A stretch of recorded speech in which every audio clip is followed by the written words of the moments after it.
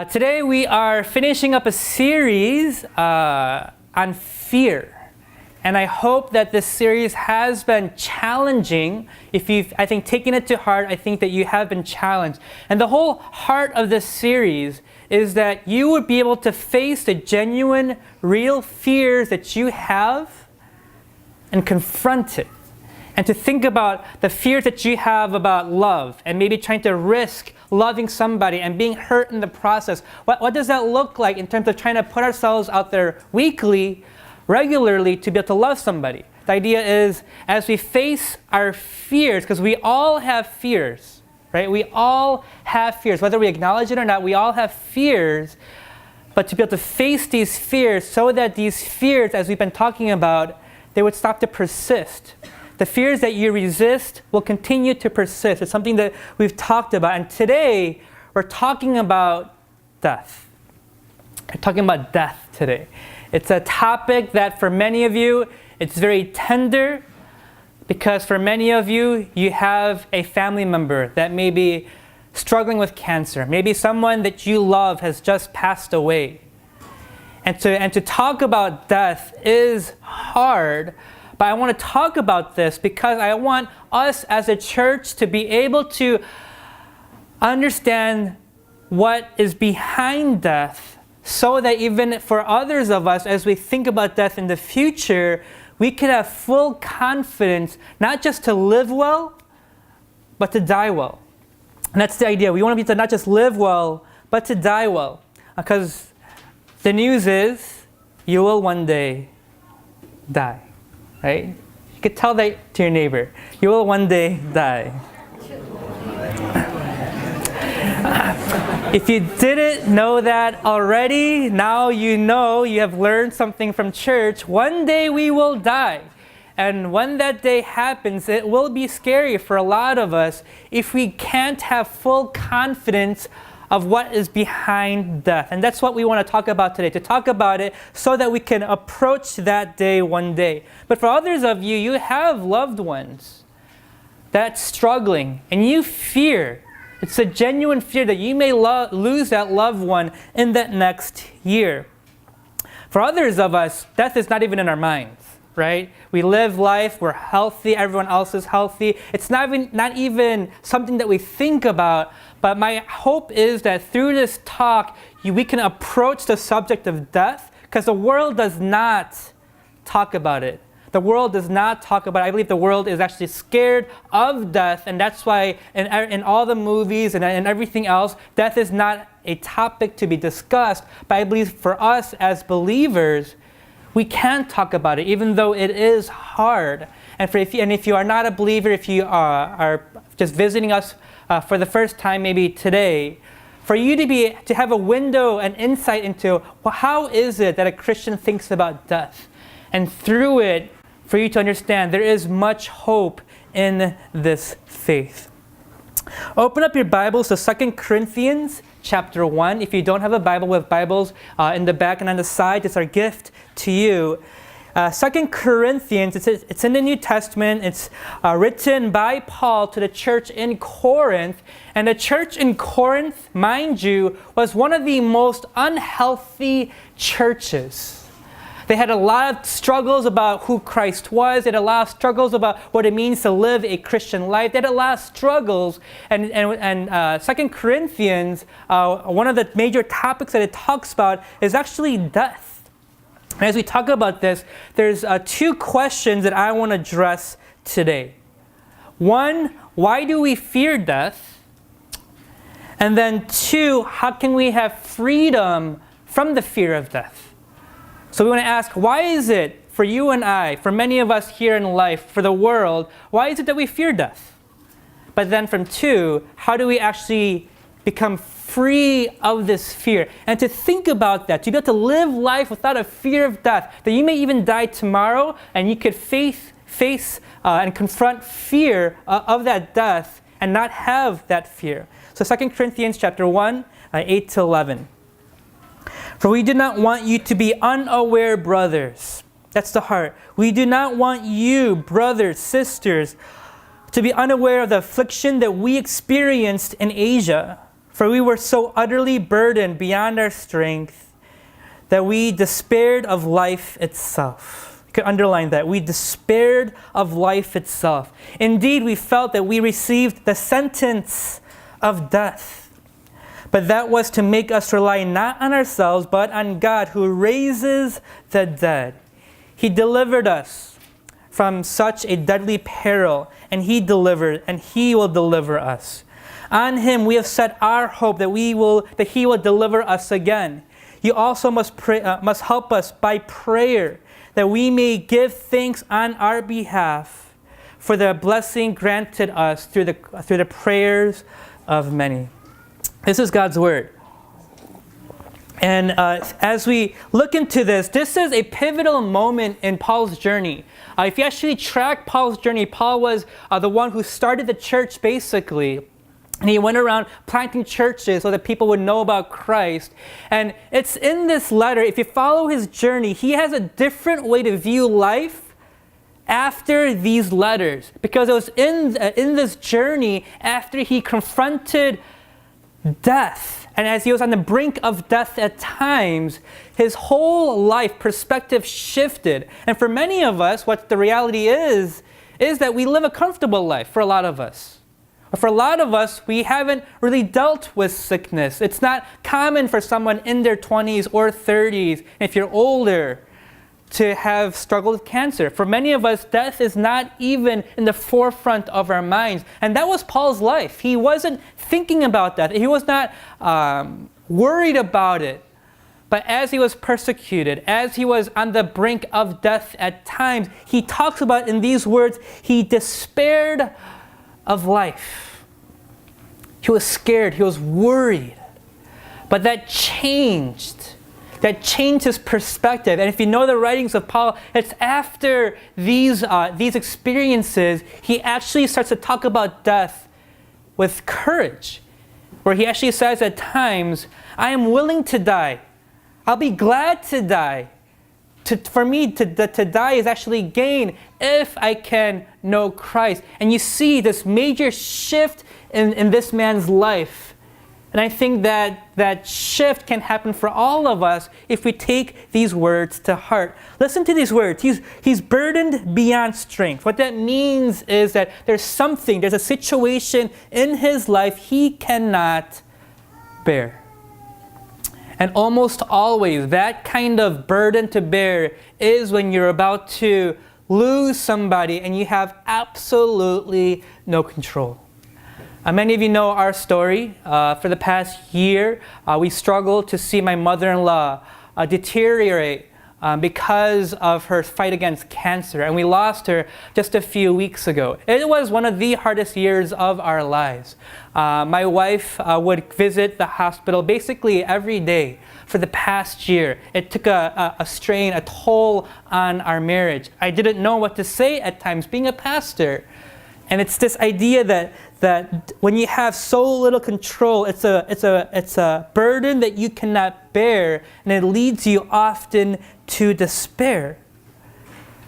But it's through this challenging experience, Paul was able to understand a whole different aspect of faith, of God, of life, and of death. You see, as long as you trust in life, you will fear death. Okay? As long as you trust and hope in life, you will fear death. And so if your ultimate hope is to be able to travel the world, to live to your 80, 90, to retire and to golf, if that's really the hope that you have in life, what's going to happen is if you are diagnosed with a sickness or a cancer, what will set in your mind is the idea of despair, because you have absolutely no control. But what this passage is talking about is even in that situation, when you have absolutely no control, what it's saying is you can still have hope. You don't have to be led to despair. As long as you trust in life, you will fear death. Christopher Hitchens, one of the best known atheists written many books, has done many debates with Christians. In his memoir, Hitch 22, he writes these words: "The fear of death distressed me." And he comments further and he says this: "I would not trust anyone who had not felt something like it." The idea of death distresses him. And if you know him, he's a very accomplished man. He's a very smart man. But he says, the fear of death distresses me, so much so that he even says, if you do not distress about death, I would not trust anyone that did not feel the same.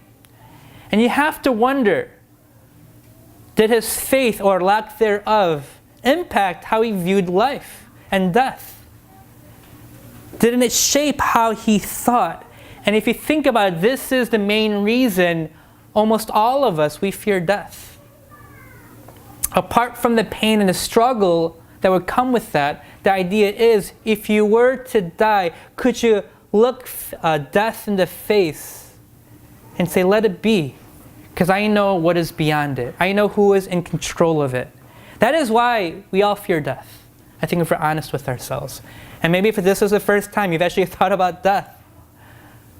But then that question is, can we be free from this fear? Because the reality is none of us knows when we're going to die. None of us choose when we're going to die. So the other question is, how can we be free of it? Or if you have a loved one who is struggling, how can that person, friend, that loved one be free of this fear? We're going to see 3 lessons about how we can be free from death. 1, it's God that calls us home. That death is not random, it is not a mistake, but it's God who calls us, not just to death, He calls us home. Listen to these words in verse 9. "Indeed, we felt that we received the sentence of death, but that was to make us rely not on ourselves, no, but on God who raises the dead. He delivered us from such a deadly peril, and He will deliver us. On Him we set our hope that He will deliver us again." It's in the face of death, he comes to realize a whole different aspect of his faith. That God can sentence him to death, but also it's God who delivers him from death. The idea is it's God who calls us to live, and it is God in His goodness and grace who calls us to die. James 4:15 says, "If the Lord wills, we will live." That means this: everyone here who's got breath, right? You have life. Everyone here right now, you have life because God wills it. He desires for you to have life. And so even if you're sick, even if you're struggling, even if your family member is sick, what that means is that brother, that sister has life because God has willed it. Psalm 139:16 says, Your eyes saw my unformed substance. In your book were written, every one of them, the days that were formed for me, when as yet there was none of them. Idea is, before you were even born, God knows, God knew how long you would live, when you would be born, when you would die. Just as God calls you to life, it is God who calls you to death. Job 1:21, the Lord gives, the Lord takes away, blessed be the name of the Lord. It's hard.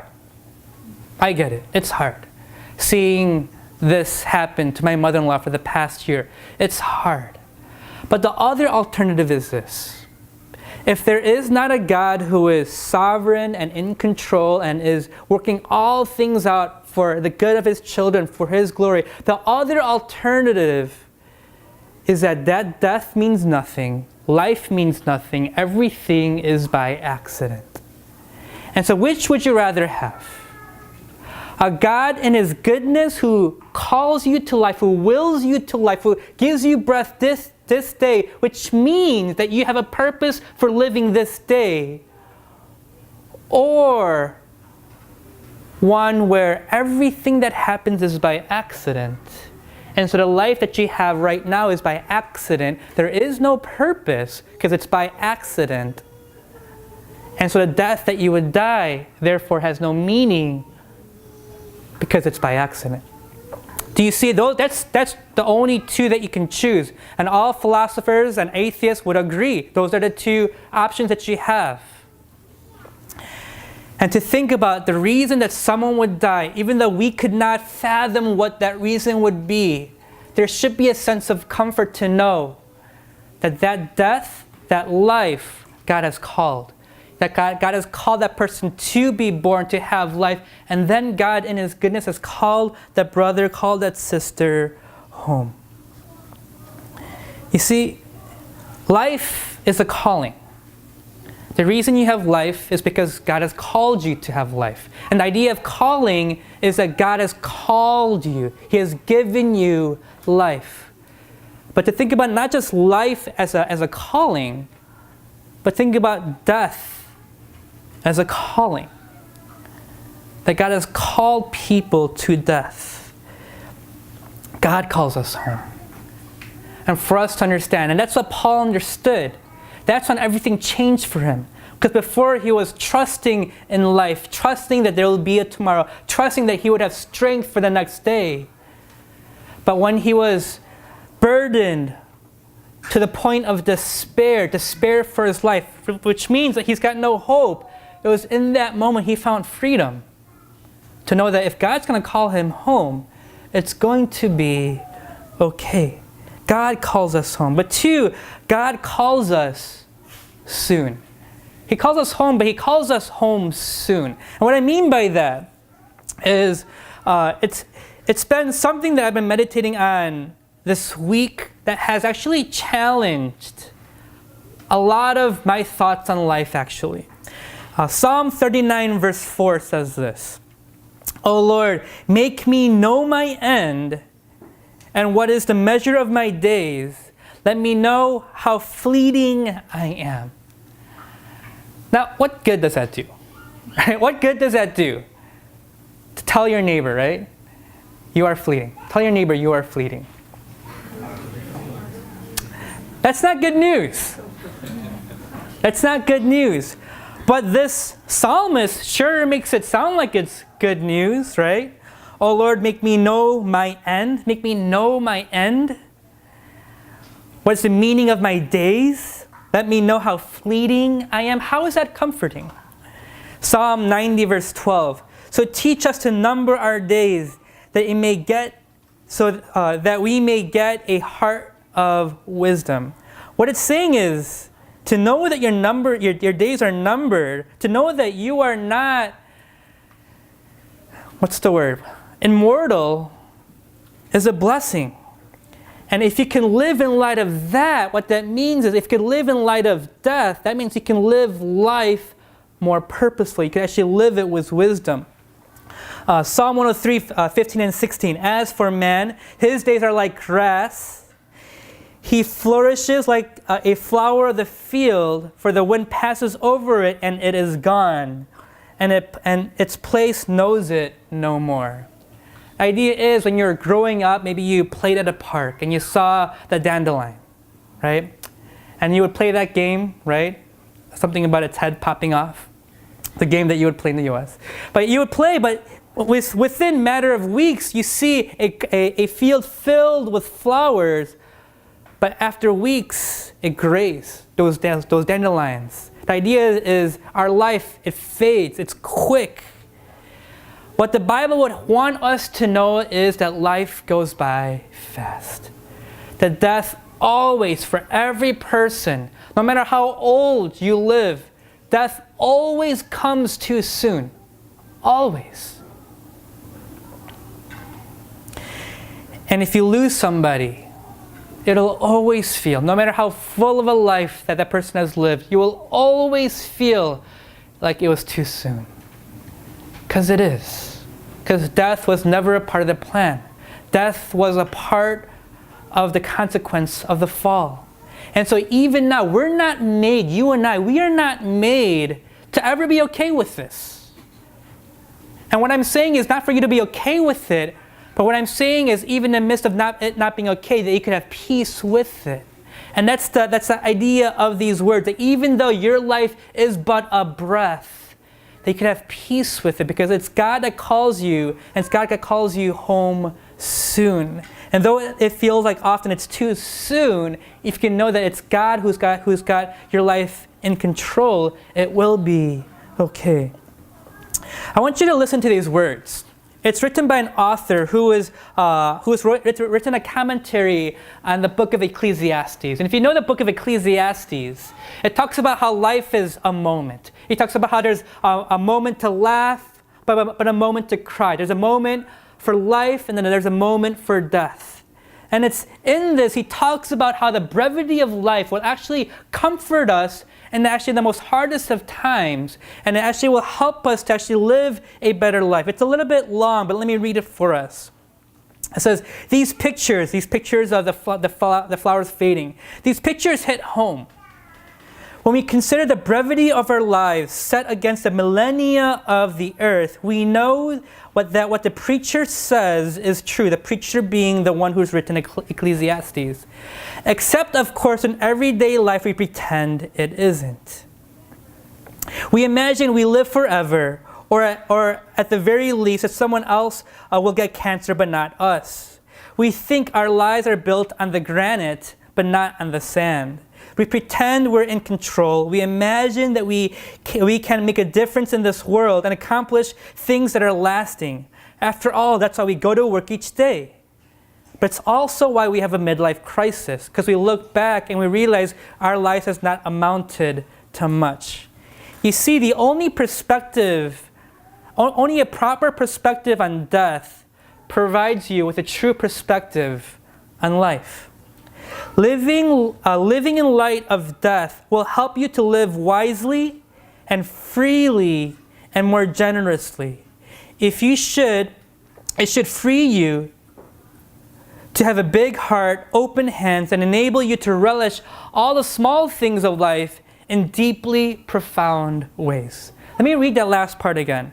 Living in light of your death will help you to live wisely, freely, and generously. And it should free you to have a big heart, open hands, and enable you to relish all the small things of life in deeply profound ways. When you're able to view death properly, it actually helps you to value life more properly. The past few weeks, I've been wrestling with something that's happened with me and a friend. Basically, there's a friend that I've entrusted a lot of things to. And in short, I felt like I was giving and giving and giving to this friend. But this friend, I felt like, betrayed me at the end of it all. And so it's been really hard. I've been praying through it. I've been asking God to take away my anger, my bitterness.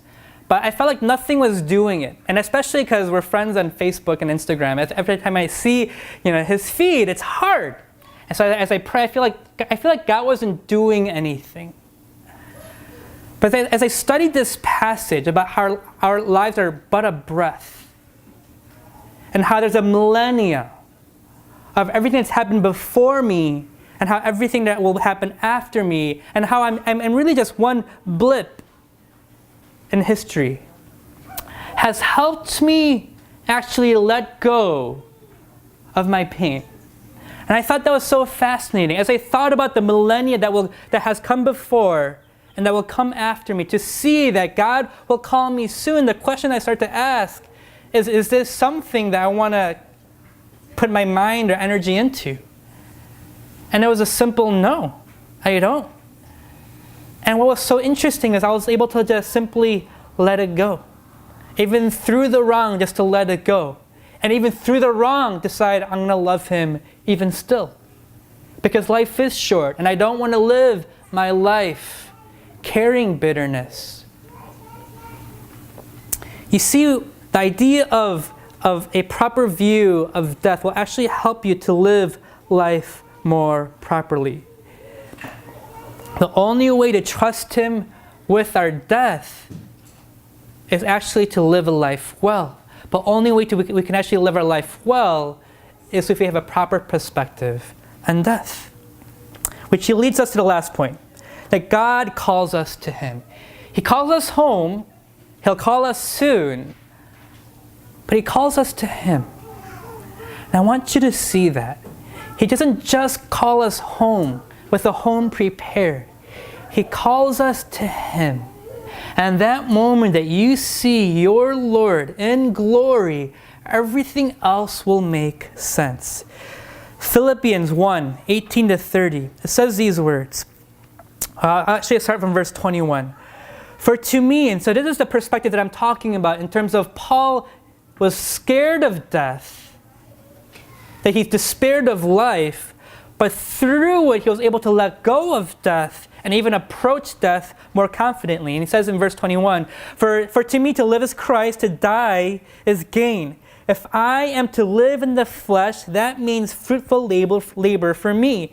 Yet which I shall choose, I cannot tell. I am hard pressed between the two. My desire is to depart and to be with Christ, for that is far better. You see, as long as you trust life, you will fear death. As long as you live for life, you will fear death. As long as you love life, as long as life is the most ultimate, you will always fear death. And the only way for us to come to understand what that means is when you understand that Christ Himself, what did He do? Did He not willingly enter into this broken world? Did He not willingly enter to choose to live this life? And did He not willingly choose to face not just death, but suffering? Because of why? Because He wanted to be with His people. He wanted to be with us. So I want you to understand this, especially if you have lost a loved one, something that I've been meditating on. To know that, yes, we cannot fathom why death happens, especially in certain ways to certain people. We cannot fathom that. We cannot understand that. Maybe we'll know one day. But what should be comforting to you is that there is a God who has humbled Himself and entered into our death, into our suffering. And it is that God that calls whoever dies to Himself. He calls that brother, that sister home. And so though we may not be able to fathom why death happens or how it happens, we can be rest assured when that brother or sister passes, that person who is in faith, they will see a God who is worth leaving this world early for. When you think about Job, if you know the story of Job, he loses all of his resources, all of his goods. He loses all of his children, and all he's left with is a nagging wife, right? That's the story. This wife that says, curse God and die. So think about this. It's this man who loved the Lord, who loses everything good. He loses his children, and the picture is, Job at home, and his wife saying, you should curse God. You should curse God. It's this place that he wouldn't want to be at. So he goes through this journey of how does he wrestle and settle this within his heart. But if you know the story of Job, what happens at the end? At the end, he is not given the answers. He is not given the answers for why his children died, why all his resources were taken. He's not given the answer. But at the end of it all, you know what is comforting to him? You know what he needs? He sees the glory of God. And he says, it's well with my soul. Because he sees the one who is worth it all. And I believe for all of us, we may not understand how death happens or why it happens. But I do know on the other side of heaven, when we see Him face to face, though we may not even be given the answers, we will say, it is well. It is well with my soul. Let me read this story as we close. It's about a pastor whose life was threatened, interrogated, and this is his journey of understanding how little power death has over him because he's given Christ his all. It's a story that David Platt has shared in one of his sermons about missions. But let me share this. He says, what is taking place here is not an encounter between me and you. And this is him talking to the 6 men who are interrogating him. He says, this is an encounter between God and me. God is teaching me a lesson right now. You do not know this, sir, but I know this, that maybe he wants to teach me several lessons. And I know, sir, that whatever you do to me is only what God will allow. And you will not go 1 inch further because you are only an instrument of my God. And every day I saw 6 pompous men as nothing more than my father's puppets. And this pastor continues on again. During an early interrogation, I told an officer who was threatening to kill me, "Sir, let me explain how I see the situation. Your supreme weapon is killing. My supreme weapon is dying. And here's how it works. You know that my sermons on tape have spread all over the country. If you kill me, those sermons will be sprinkled with my blood. Everyone will know I died for my preaching, and everyone who has a tape will pick it up and say, I better listen to it again. I better listen again to what this man preached. Because he really meant it, and he sealed it with his life. So, sir, my sermons will speak 10 times louder than before. I will actually rejoice in this supreme victory if you kill me." After I said this, the interrogator sent me home. Another officer who was interrogating a pastor friend of mine told him, "We know that Mr. Tassan would love to be a martyr, but we are not that foolish to give him his wish." I stopped to consider the meaning of that statement. I remembered for how many years I had been afraid of dying. I had kept a low profile because I so badly wanted to live. I had wasted my life in inactivity. But now that I had placed my life on the altar and decided I was ready to die for the gospel, they were telling me that they could not kill me. I could go wherever I wanted in the country and preach whatever I wanted, knowing I was safe. As long as I tried to save my life, I was losing it. Now that I was willing to lose it, I found it. It's only when you can trust God more than life, you will stop to fear death. As long as you are able to live for God more than living for life itself, you will not fear death. And as long as you love God more than life itself, that is the point when you will not fear death. And so today, if today was your last day, what are you living for? If today was your last day, what are you living for? If you knew today was your last day, what would you do? Would you harbor the bitterness? Harbor the anger? Think about that person who stabbed you in the back? Or would you let it go?